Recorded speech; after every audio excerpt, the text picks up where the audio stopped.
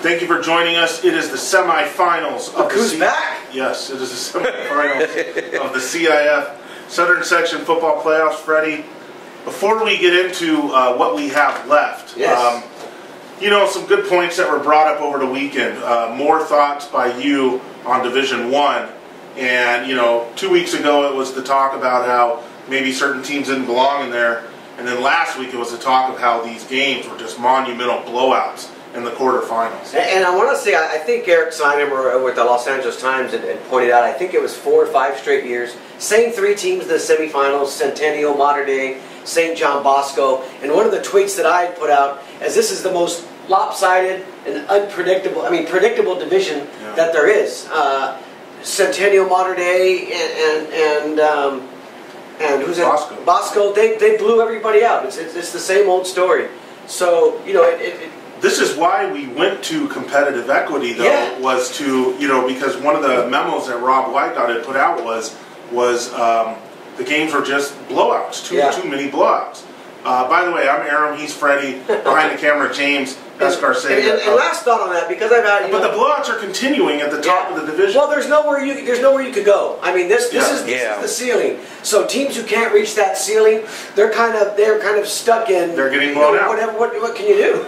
There's nothing you can do. Oh, you're saying Mater Dei, Centennial, and Bosco have reached the ceiling. Reached the ceiling. Yeah, that's why we got to start coming up with other ideas. There's nothing you can do. I mean, once you're in that division, what do? You look at everybody else and all these divisions all the way down. And I've talked to football coaches, teams that are still alive, and they're looking at Division 13 and 12, 6 or 7, or wherever you might be.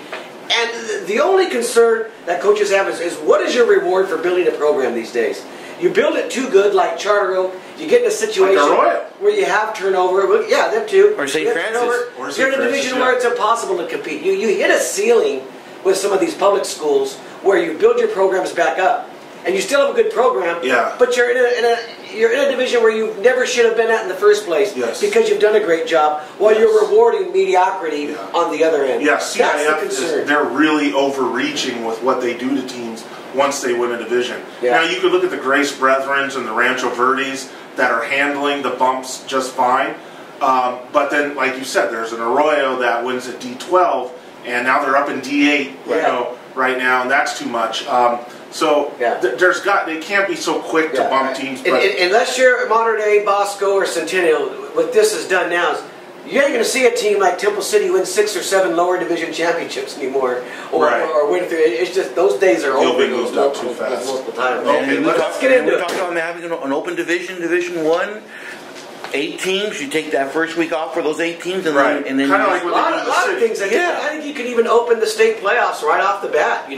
2 best teams in the southern section, 2 best in the northern, central. And the thing that sucks about it, is there's so many great matchups from this playoff format. But as you mentioned, you just go to Division 1. It's just mine was to create a national division because that's what Mater Dei and John Bosco want to do. Yeah, I have said it for years.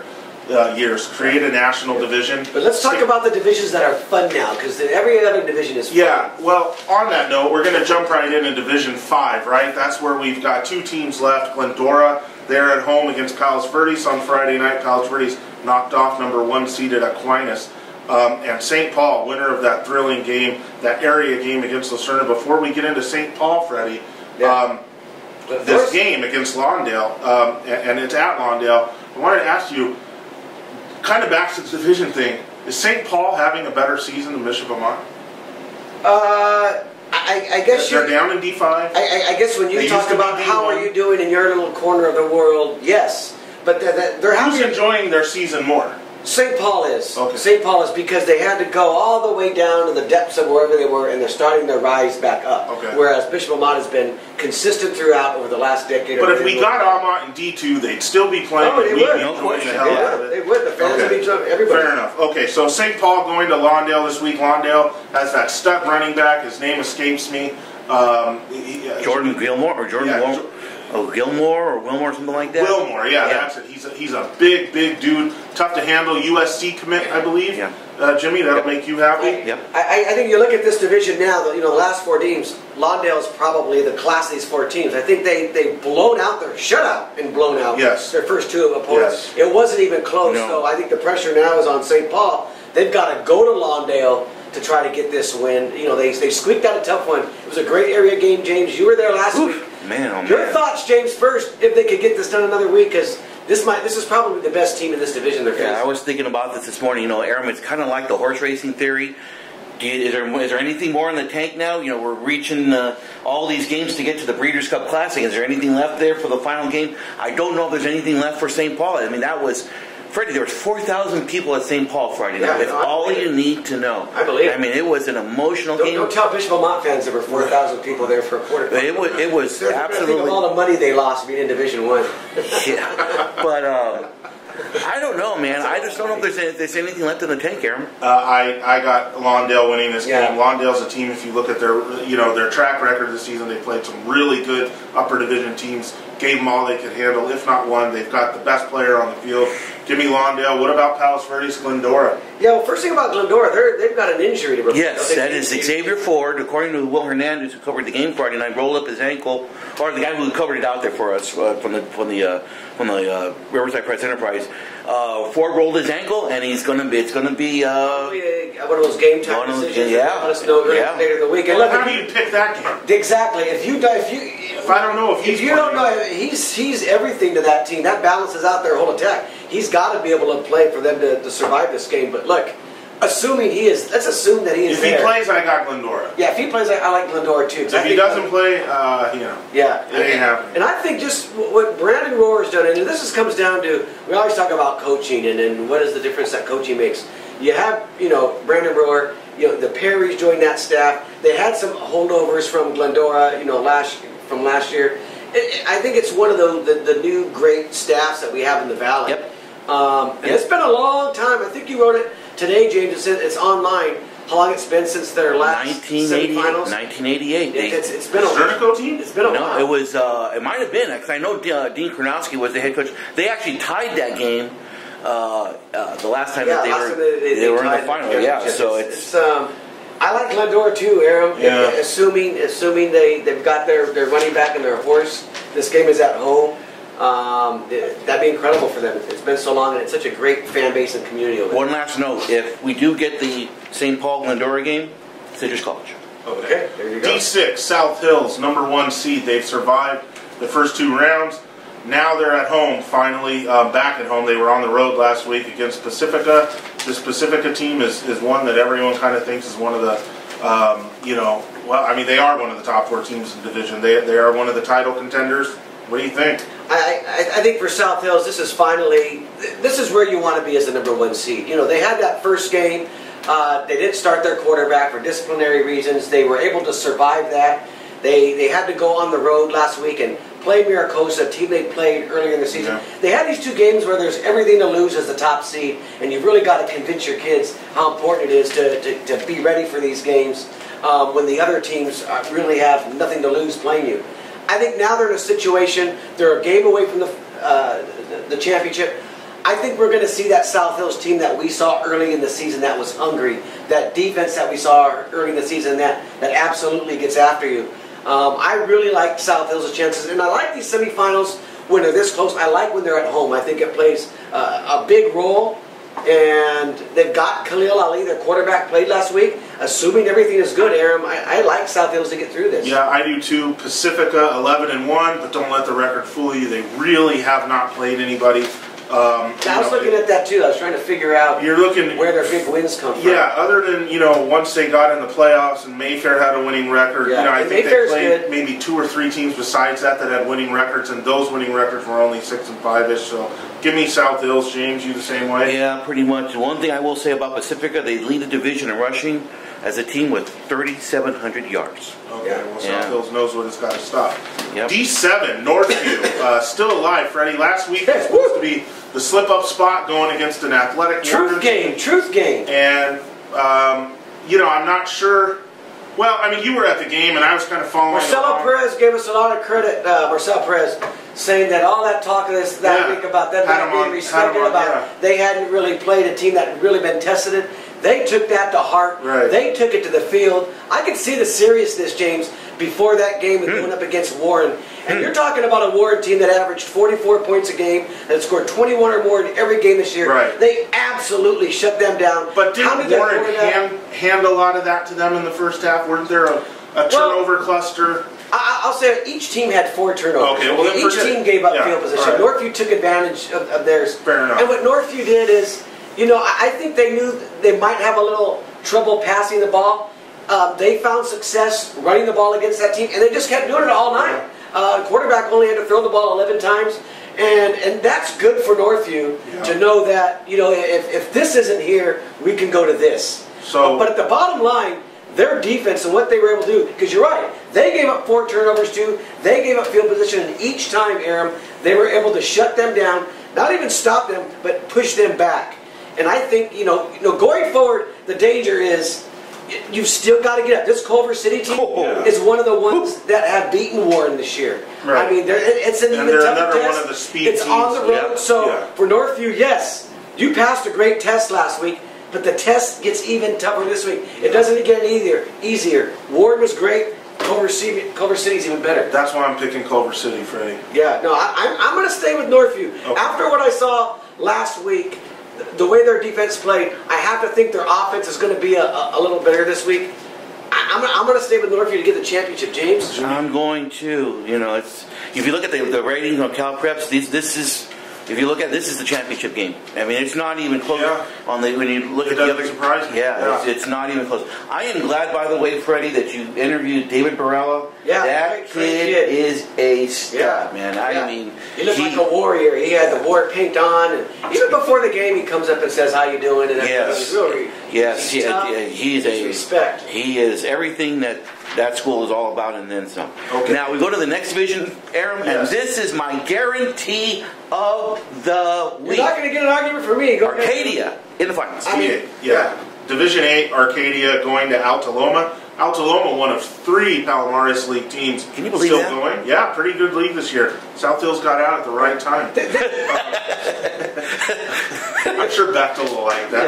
Yeah, you just set yourself up where it counts. Altaloma upset. Well, I mean, I don't know if you can call it an upset, but Catella, which was the #1 seed, and Arcadia was hoping to play Catella. Yeah. Because they weren't buying that at all. Neither but Altaloma beats them. Neither were you, Jimmy. And now here's Arcadia going to Altaloma on Friday. Yeah, this is, I mean, for all of our teams, I think this is the one you can pencil forward and say you feel like they have the best chance of winning. This reminds me of the way Charter Oak used to go through the Southeast Division to get to the finals, where you pretty much knew going into the game they're going to get by. I mean, having to face an 8-4 Altaloma team in the semifinals, when you look at all of our other area teams and what they've got to go through, if the Apaches don't get this job done, they're last year. Are you talking semis or finals? Even a finals, championship? If they don't win a championship? I think they should win the championship. Yeah, I do too. But this game in particular, they've got to get to the finals. Okay. Last year, even though they lost to Catella, James, I thought they were the best team in that division. I thought they were better than Covina, who they would have played if they got to the finals. Again, another great opportunity. The problem is, you start losing these opportunities, Aram, you have a hiccup here, it gets tougher that next year because you still move up to Division 7 or 6. So Arcadia, this is it.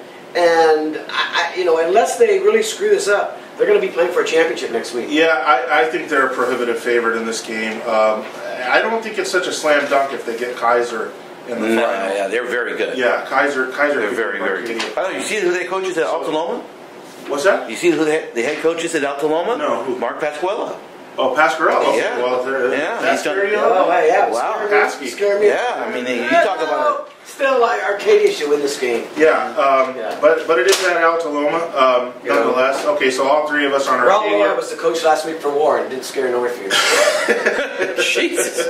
We'll go to D10 now. We got 2 local teams left in this one. One a surprise, one not a surprise. We'll start with the not a surprise. Steve Bogan getting ready for another CIF championship, perhaps.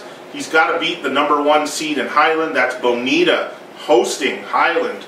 Yeah, we have 2 teams in this division. This one and we'll get to as much as we said, Arcadia is the one team that I think we would say was the biggest favorite to punch their ticket to a championship. Mm-hmm. I think in this division, James, I think our 2 local teams, and we'll start with Bonita. This is where the season ends. All year long. Wow. All year long, I'd heard about Highland when Bonita was #1. People were saying, that Highland team, the teams that they have beaten, the schedule that they've played, that's a Division 4 or 5 team.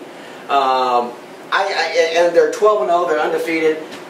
I just don't see it. Yeah, and if you look, we don't have their schedule in front of us, but if you look at some of the teams they've beaten and who they played, Aaron, this is going to be tough. Yeah, Bonita needs to finish better this week. They had, I think, some chances to put away Hillcrest last week. Didn't do it. Nope. Game got a little funky. Yep. Bonita does have the firepower, though, to make some things happen. And anytime you got Bogan and JP Andrade at quarterback, you've got a chance. But I agree with Freddie. Highland takes him out. Jimmy? Same here. Okay, so then that leaves us with El Rancho, and they are taking on the number 2 seed in the division, Eisenhower. It's not your, I guess, your stepdad's Eisenhower team, but it's still Eisenhower. They're the number 2 seed. El Rancho, first of all, what they did they shut out their first 2 opponents. What El Rancho did to get to the semifinal was absolutely incredible last year. So you got to give them a lot of respect. 21-0 run in the fourth quarter. Or in the fourth quarter. They embraced that underdog role. They were underdogs going into that game. The Fighting Madranos. Yes, sir. It's been incredible season for them to get here, but they're playing an undefeated Eisenhower team that's looked really good. That's why I said, for our 2 teams, El Rancho, Bonita, I just don't see either one getting through. But El Rancho's got the home game? I think they had their slipper game last week, Aaron. Oh, I agree with that, but they've got the home game, so they're going to pack it. You watch these teams in the NCAA tournament, they go through the dance, the Cinderella teams, they go crazy, they win their game, then they run, then reality sets in. I think this is where reality this is reality for El Rancho, but going back to what you said about Brandon Rohr at Glendora returning to his alma mater, this is the same thing here. Madrano back to his alma mater, El Rancho, and you see former reporter, correspondent. Spent many a night sitting next to him. Yes, sir. They thought he chose coaching over journalism. Isn't that the truth? Talk about a great decision. I tried that too.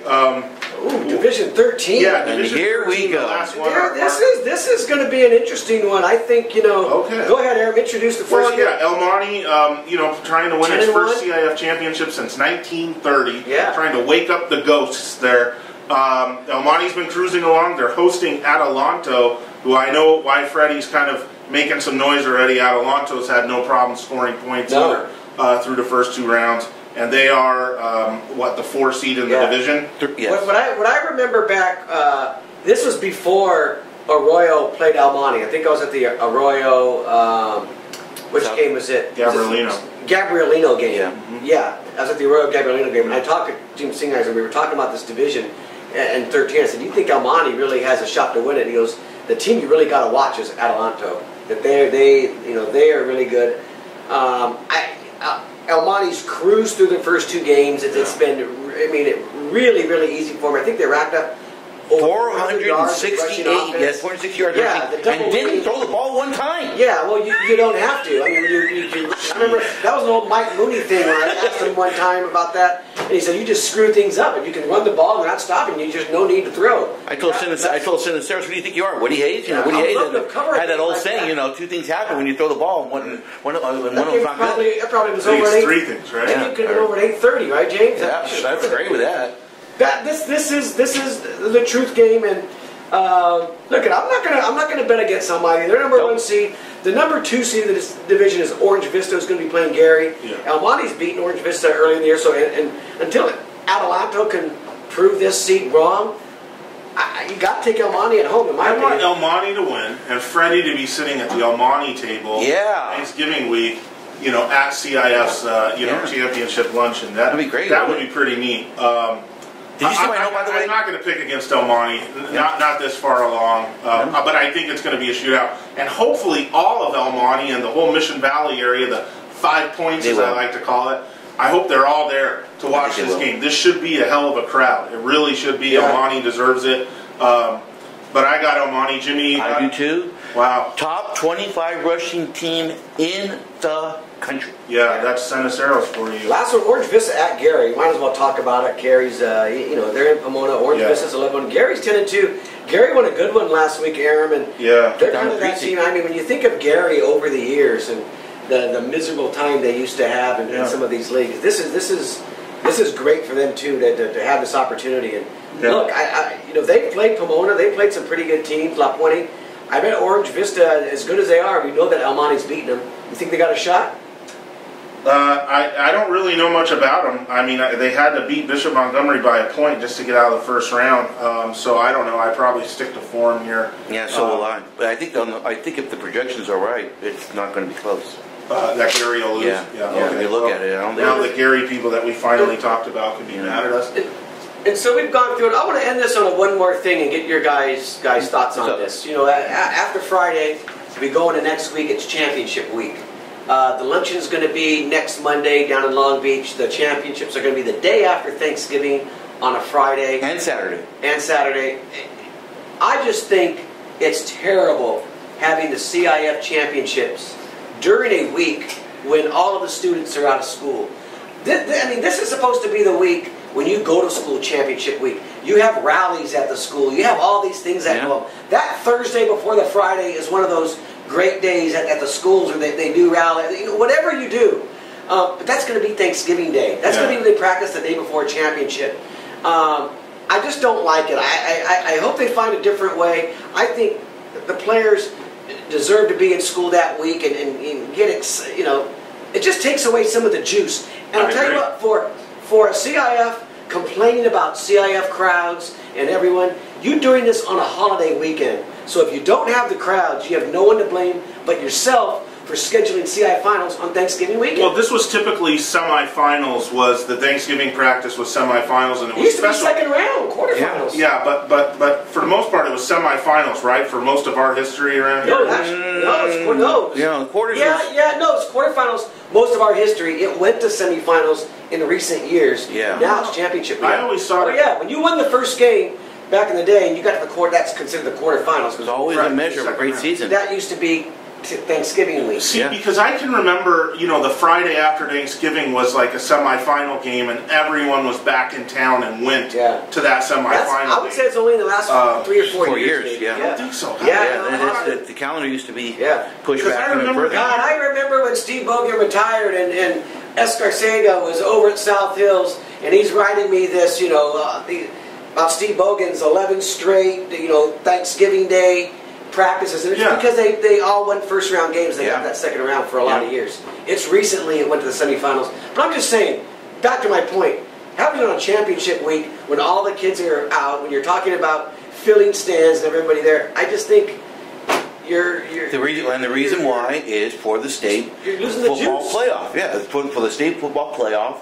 We just hope, you know, which I don't think is a very good idea. I don't think anybody cares. No. I mean, they're going to have it in Southern California. They're going to have the same numbers as they did up north. No one's going to care or anything of that sort. They'll care. Well, I mean, there's one game, but you go at 11 o'clock and watch a Division 4, you know, stadium. They're not going to be there. There's championship fatigue too. You know, a lot of these teams, like we saw what happened when San Marino won it.